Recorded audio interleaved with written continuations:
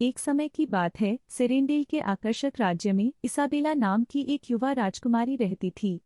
अपनी उज्ज्वल सुंदरता और मनमोहक सुंदरता के लिए जानी जाने वाली इसाबेला को वे सभी लोग प्यार करते थे जो उसे जानते थे। लेकिन जो चीज उन्हें सबसे अलग करती थी वह थी उनका दयालु स्वभाव। उसका हृदय अपने लोगों और राज्य के प्राणियों दोनों के लिए प्रेम और सहानुभूति से भर गया। एक दिन मालवोरिया नाम की एक दुष्ट जादूगरनी ने इसाबेला की लोकप्रियता से ईर्ष्या करते हुए राज्य पर काला जादू कर दिया। एक बार समृद्ध भूमि अब अनंत सर्दियों में ढक गई थी और लोगों को निराशा का सामना करना पड़ा। जादुई जीव जो कभी राज्य के रक्षक थे, बर्फ में कैद थे। राज्य को पुनर्स्थापित करने और अपनी प्रिय प्रजा और प्राणियों को मुक्त कराने के लिए दृढ़ संकल्पित इसाबेला एक खतरनाक यात्रा पर निकल पड़ी।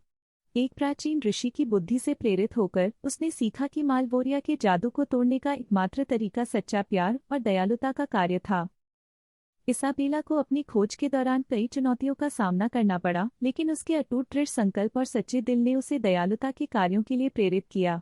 उन्होंने ग्रामीणों को अपने घर फिर से बनाने में मदद की, बीमारों की देखभाल की और उनके पास जो थोड़ा खाना था उसे साझा किया। उसके दयालु कार्यों ने आशा और गर्मजोशी फैलाना शुरू कर दिया, जिससे मालवोरिया के अभिशाप की बर्फीली पकड़ धीरे धीरे पिघलने लगी। जैसे ही इसाबेला ने अपनी यात्रा जारी रखी, उसका सामना एक घायल भेड़िए से हुआ जो जादुई प्राणियों में से आखिरी था जो बर्फ में नहीं फंसा था।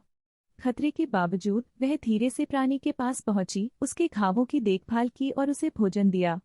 बदले में आभारी भेड़िए ने राजकुमारी के प्रति अपनी वफादारी की प्रतिज्ञा की और उसके मिशन में सहायता करने की कसम खाई।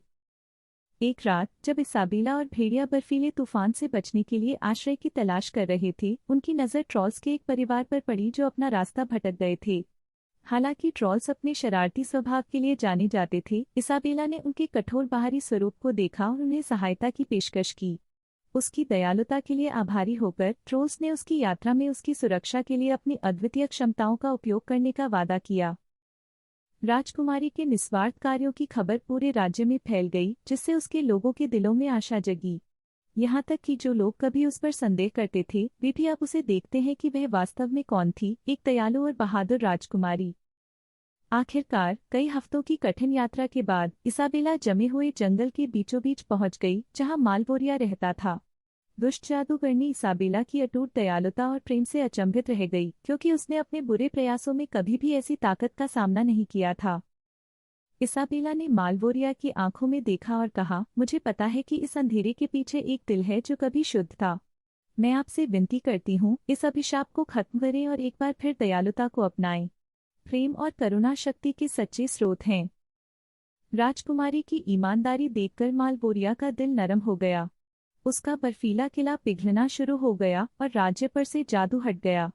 जादुई प्राणियों को उनकी बर्फीली जेलों से रिहा कर दिया गया और वसंत की गर्मी सेरेंडेल में लौट आई।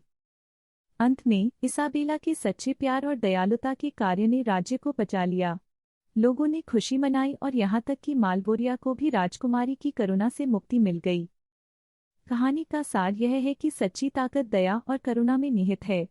अपने लोगों और सभी जीवित प्राणियों के प्रति इसाबेला के अटूट प्रेम ने दिखाया कि दयालुता का एक कार्य दुनिया पर गहरा प्रभाव डाल सकता है। चाहे कितनी भी चुनौतियों का सामना करना पड़े, एक दयालु हृदय हमेशा अंधेरे पर विजय प्राप्त करेगा और यह दयालुता ही है जो सबसे बुरी आत्माओं को भी ठीक करने और बदलने की शक्ति रखती है।